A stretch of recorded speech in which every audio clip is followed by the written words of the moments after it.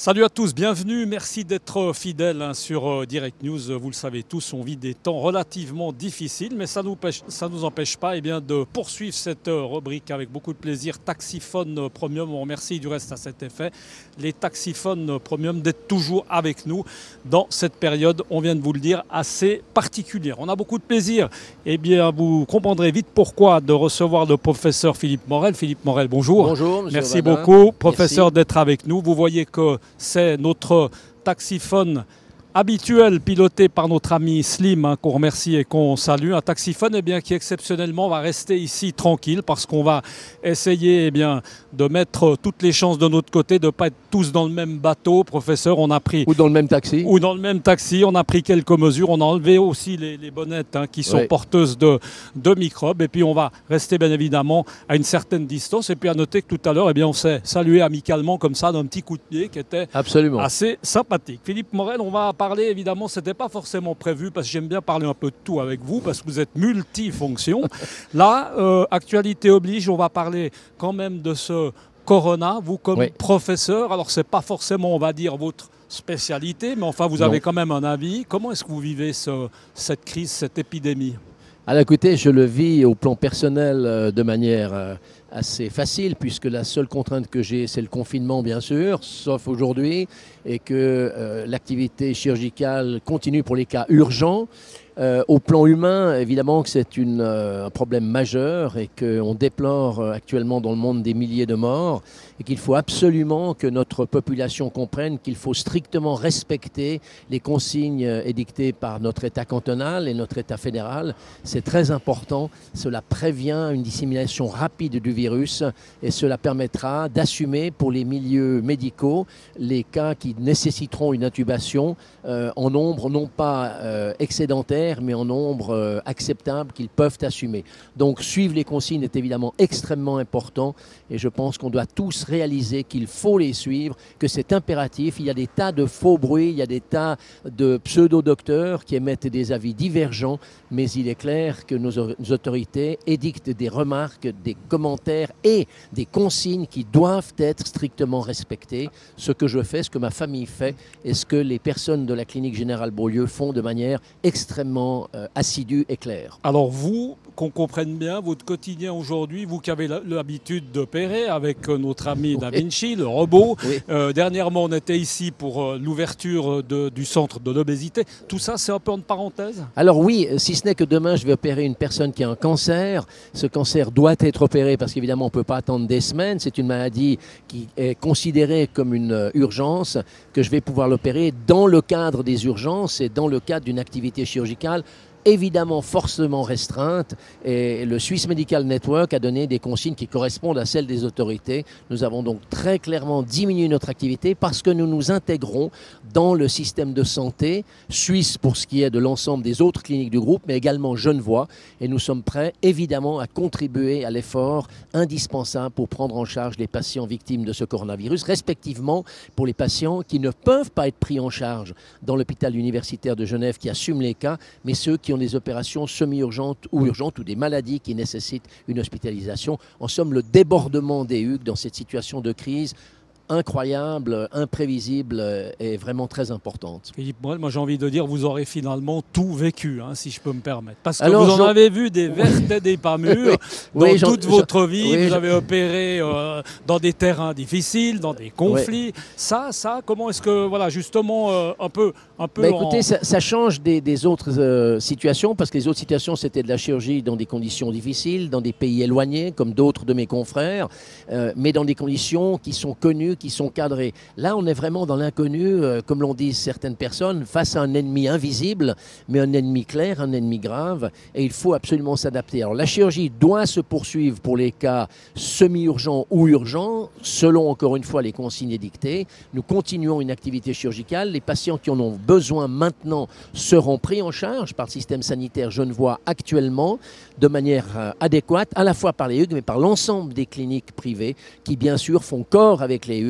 pour pouvoir assumer les patients victimes du virus et les patients qui nécessitent de manière semi-urgente ou urgente, une prise en charge médicale ou chirurgicale. Alors on a compris que vous faites tout ce qu'il faut évidemment pour préserver votre santé, celle des autres, de la famille, des proches, etc. Mais vous, comme ça, en toute honnêteté, on est les deux. Comment est-ce que vous jugez cette situation? Parce que c'est vrai que ça devient très alarmiste. On a un peu l'impression que dès qu'on chope le coronavirus, on va mourir ou être hospitalisé. Il faut quand même rappeler que parfois, il suffit de manger un petit peu d'Afalgan et puis tout passe. Je crois que c'est important. Le 98% à peu près, le 98% des personnes survivent, parfois au prix d'intubation et de réanimation. Et je salue ici nos collègues réanimateurs, anesthésistes, tout le personnel infirmier qui travaille pour sauver ces patients. Oui, c'est vrai, la grande majorité survivent. Il n'en demeure pas moins que cette épidémie est sévère et que nous passerons à travers. Bien sûr que nous passerons à travers, moyennant le respect des règles imposées. Et je pense qu'il faut maintenant que nous soyons tous ensemble, que nous travaillions main dans la main et que nous assumions, au-delà de nos spécialités, au-delà de nos convictions, au-delà peut-être de nos croyances, cette charge de patients et ce problème sanitaire. Il faut rappeler quand même une chose qui est étonnante, c'est que pendant de nombreuses années, on a renoncé à faire ce que l'on appelle de la xénotransplantation, de la transplantation d'organes d'origine animale à l'homme, avec entre autres une crainte très importante qui était de transmettre à l'homme un virus d'origine animale qui, inconnu de l'immunité de l'homme, aurait pu se disséminer. Eh bien, sans transplantation, nous assistons maintenant exactement à ce problème où un virus extrêmement probablement, comme on le sait, d'origine animale, a été transmis à l'homme et puis surprend l'être humain et son immunité parce qu'il n'est pas connu, qu'il dissémine rapidement et qu'il peut avoir des conséquences dramatiques. Au quotidien, vous nous l'avez dit, vous faites attention pour ce qui est des provisions, des courses et comme ça, vous faites partie de ceux qui ont mis des tonnes de pâtes. C'est intéressant de savoir ce qu'un professionnel, Non, je ne l'ai pas fait. Non, je ne l'ai pas fait, ma femme ne l'a pas fait. Ma belle-sœur vit chez nous actuellement parce qu'elle a des problèmes pulmonaires et on veut la mettre à l'abri. Non, nous n'avons pas dévalisé les magasins, fait des provisions. Je suis moi-même allé avec ma femme hier matin faire des commissions avec le respect des précautions voulues. Eh bien, j'ai été surpris de voir le calme des gens finalement et le fait que, effectivement, l'approvisionnement paraissait tout à fait adéquat. Mais je n'ai pas fait de provisions, entre guillemets, de guerre, bien que, comme l'a dit le président français, nous sommes dans un état de guerre contre un ennemi invisible. Il faut, je pense, raison garder. Il faut raison garder dans tous les sens. Pas d'excès, mais non plus pas de défaut. Alors, j'ai encore quelques consultations de cas urgents. Je vais parfois voir des patients également à domicile pour éviter leur déplacement, des patients fragiles, où j'ai des consultations téléphoniques, comme cela est recommandé par l'Association des médecins de Genève. Mais l'activité médicale, pour ceux qui en ont besoin, et l'activité chirurgicale continue. Et les personnes qui en ont besoin n'ont pas de crainte à avoir. Nous assumons à Genève et en Suisse ces cas-là. On va finir sur une note un peu plus optimiste. Parlez-nous un peu de Vendeuvre. Ça va vous mettre de bonne humeur. Parce que là, il y a des élections le 5 avril. Oui, Vendeuvre ça va continuer ce deuxième tour. Oui, Vendeuvre est une formidable commune d'un peu plus de 2500 habitants qui vit bien et qui est agréable. Je fais partie du conseil communal depuis 5 ans. Je viens d'être élu. Je participe au deuxième tour pour l'élection de l'adjoint au maire. La personne qui doit occuper le poste de maire a déjà été élue et c'est très bien. Et je participe à cette élection en me réjouissant de pouvoir contribuer à l'effort de Vendeuvre. On voit dans ces périodes difficiles à quel point la personnalité politique, les hommes, les femmes politiques sont importants dans la capacité d'analyser une situation, dans la capacité de prendre des décisions, dans la capacité des fois d'imposer des solutions et des décisions. Et je pense que l'autorité politique, là, revêt une importance particulière, s'entourant bien sûr d'expertise, de compétences, de connaissances, mais elle doit à un moment donné analyser, décider et imposer, ce qui a été fait actuellement à Genève et en Suisse et dans d'autres pays. Donc je pense que les gens vont se dire, dans le fond, l'autorité politique, en cas de crise, a un rôle important à jouer. Elle doit être quelque part un conseiller, elle doit être une sûreté, elle doit être une garantie de pouvoir continuer de vivre. Et c'est le but, traverser cette épidémie et reprendre une activité à tous les niveaux. Je pense en particulier à nos PME, nos petites et moyennes entreprises, qui souffrent énormément pendant cette crise, qu'il faut absolument aider.